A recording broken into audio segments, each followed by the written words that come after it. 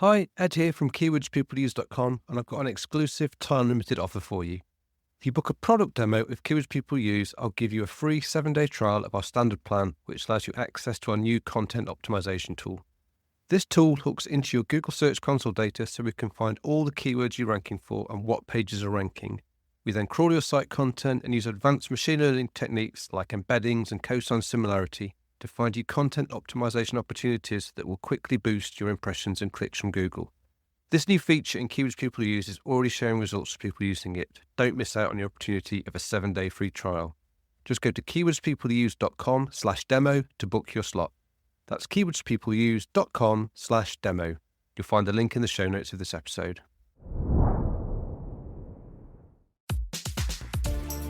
Hello and welcome to SEO is Not That Hard. I'm your host Ed Dawson, the founder of the SEO intelligence platform keywordspeopleuse.com, where we help you discover the questions people ask online and then how to optimize your content to build traffic and authority. I've been in SEO and online marketing for over 20 years, and I'm here to share the wealth of knowledge, hints and tips I've amassed over that time. Hello and welcome back to another episode of SEO is Not That Hard. It's me here, Ed Dawson, as usual. And today I'm going to be talking about how you can find out how and when Google is crawling your site and if it's found any issues with that crawl, all those kind of things. Now, obviously it's important when we're considering our website and how Google is crawling it. The crawl phase is when Google's going to sort of discover changes to our pages and discover new pages, find pages that have disappeared, all those kind of things. This is the phase where Googlebot is visiting your site and downloading the content on it. And being able to understand how Google is doing these crawls when these crawls are happening, if there are any problems with these crawls, is really, really important. So we're going to talk about why it matters and how you can use it to improve your site's performance. So what is the method for finding this? Well, we look at the crawl stats report in Google Search Console. If you're not familiar with Google Search Console, go back. I've got other episodes that talk about Google Search Console. It's a way where you can verify that you own a site with Google, and then Google will give you information with extra information on how it sees your site, how your site appears in search and all those kind of things. But now this crawl stats report is a section in Google Search Console that provides detailed insights into how Google crawls your site. So it's a bit like a health check for your website's crawlability, and the report will show you total crawl requests, which is how many times Googlebot has visited your pages, the crawl response time, which is how long your server is taking to respond, download size, the volume of data that is fetched during each crawl session, and crawl errors, so issues like 404 errors and other server errors that may be preventing proper indexing. Now, these metrics can help you understand whether Google is efficiently crawling your site or if there are issues that might affect your SEO. So how do we access the crawl stats report? Well, it's relatively straightforward. All you need to do is log into your Google Search Console account, select your website property, and then navigate down the list to the settings link, which is one with the little cog next to it. So it's kind of buried. So I think a lot of people miss out that this is actually available to them. So you click the settings link, and then you will see crawling information. So there is the crawl stats one there, and it tells you how many crawl requests have been done in the last 90 days, and then you can click the open report button to open up the report, and it will give you a graphical interface that then gives you a whole load of stuff that you can dive down into. And these visuals make it really easy to spot trends like a sudden spike in crawl requests or an unexpected drop in crawl activity. So let's have a look at what each of the metrics are that you're going to find in this stats report. So first of all is the total crawl requests. And this number shows how many times Googlebot has crawled your site over a given period. A steady or increasing number can indicate healthy site activity. However, a sudden drop might signal an issue like a server problem, access problem, server downtime, that kind of thing.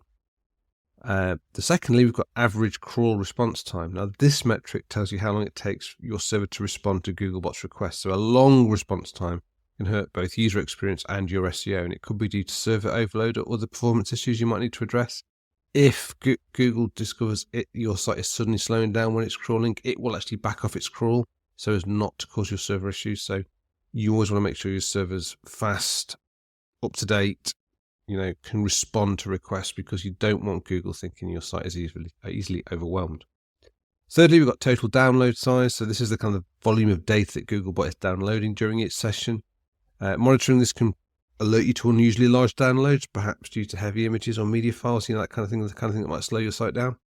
And then you can see crawl errors in these reports as well, which highlight any errors encountered during crawling, such as 404, not found, pages aren't found, or 500 errors, server errors.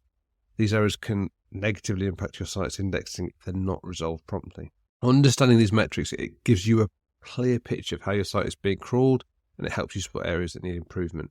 So why is this data important?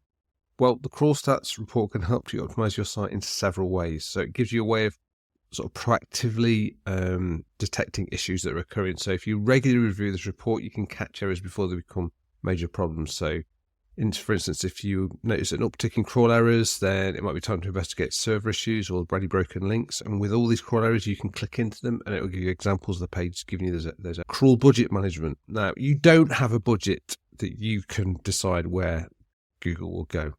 But the crawl budget is effectively the number of pages that Googlebot will crawl during each visit, and it varies by site. Okay.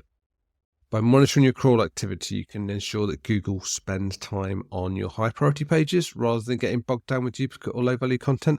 Now, this is a problem that's only really going to be on larger sites. If you've got a smaller site, then you're not going to have an issue with crawl budget. But if you've got thousands, tens of thousands of pages, then there is going to, or even more, then Google is going to only decide to crawl so many at a time, because it just doesn't have the ability to crawl the entire internet every day from beginning to end. It has to eke that out amongst the sites. So if you've got a very large site, you might want to be checking that you're directing Google into the right places. Server performance insights.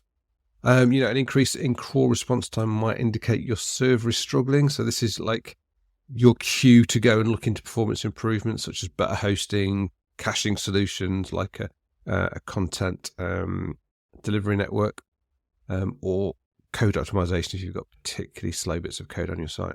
And then you're looking out for content updates and trends. So you might notice spikes in crawl activity following new content updates or major site changes if you've implemented anything like that.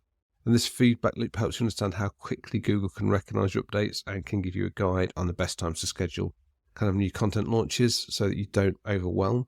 So what are some of the things that you need to be thinking about with this crawl stats? What's the sort of the best practice for using this information? Well, first of all, you want to monitor regularly. So, set yourself a schedule, look at it weekly or monthly to check your stats report, put it into your kind of the cadence of your rhythm of the stats that you look at.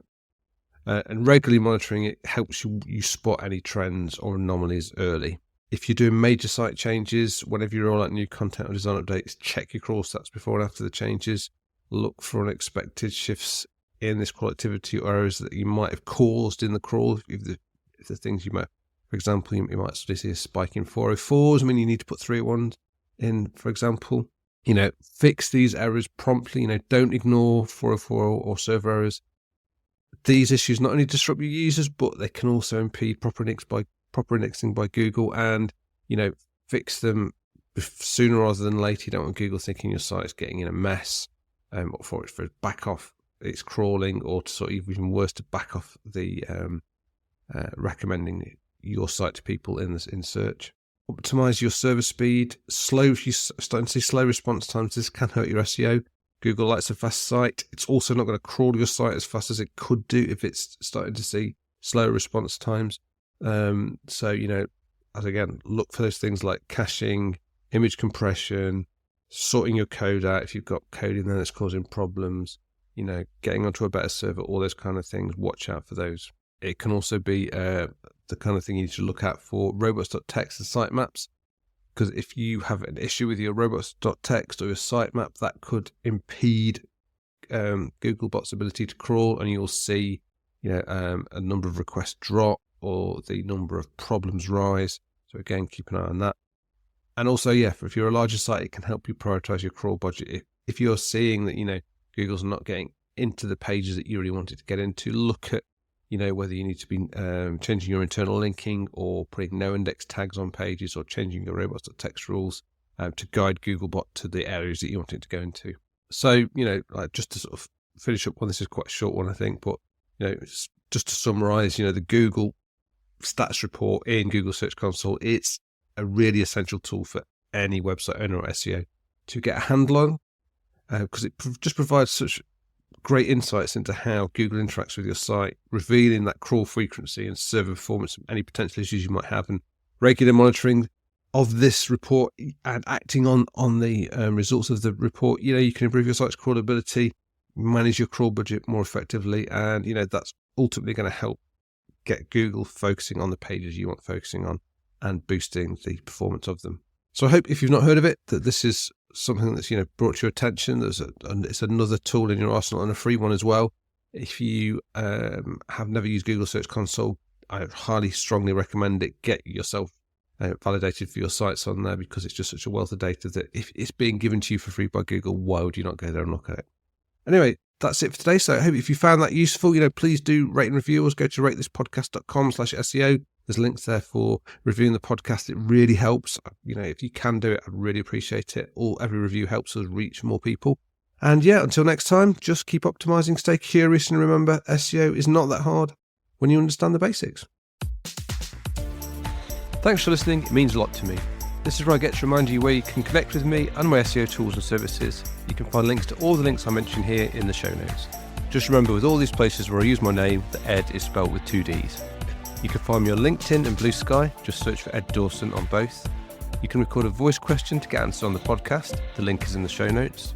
You can try our SEO intelligence platform, Keywords People Use, at keywordspeopleuse.com, where we can help you discover the questions and keywords people are asking online, cluster those questions and keywords into related groups so you know what content you need to build topical authority, and finally, connect your Google Search Console account for your sites so we can crawl and understand your actual content, find what keywords you rank for, and then help you optimize and continually refine your content with targeted, personalized advice to keep your traffic growing. If you're interested in learning more about me personally or looking for dedicated consulting advice, then visit www.eddawson.com. Bye for now, and see you in the next episode of SEO is Not That Hard.